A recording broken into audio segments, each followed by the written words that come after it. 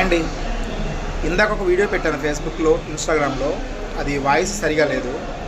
నేను చెప్తుంది ఏంటంటే, OLX అనే యాప్లో 70 నుండి 80% వరకు మోసమే జరుగుతుంది. అది గమనించండి. బళ్ళు కొనే డీలర్లైనా లేదు ఓన్గా కొనుక్కునే వాళ్ళైనా సరే ఆ విషయంలో కొంచెం జాగ్రత్తగా ఉండండి.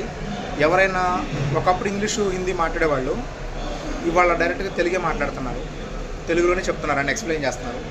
మనకి దగ్గరగా వెహికల్ ఉన్నట్టే మాట్లాడుతున్నారు. దయచేసి అది నమ్మకండి. వేరే వాళ్ళు తక్కువ రేట్ ఇస్తామన్నారండి, మాకేం అర్జెంటుగా డబ్బులు అవసరం ఉంది, పోనీ మీరేమైనా ఒక 2000 అడ్వాన్స్ కొడతారా, మీకే ఇస్తామని కూడా చెప్తున్నారు. అది నిన్న చాలా కేసులు చూసాం మేము లైవ్లో. అందుకని ఈ మెసేజ్ కొంతమందికైనా చేరుతుందని చెప్పేసి నా యొక్క అభిప్రాయం తప్ప వేరే ఏం కాదు. OLX అనే యాప్ను మాత్రం బాగా చాలా జాగ్రత్తగా ఉండండి. ఎవరికి కూడా మీరు అడ్వాన్స్లు అనేవి పే చేయకండి. మీకు డైరెక్ట్గా నిజంగా బండి కావాలనుకుంటే, అది బైక్ కావచ్చు, కారు కావచ్చు, మీరు సొంతగా వెళ్ళండి, చూసుకోండి, నచ్చితే కొనుక్కోండి.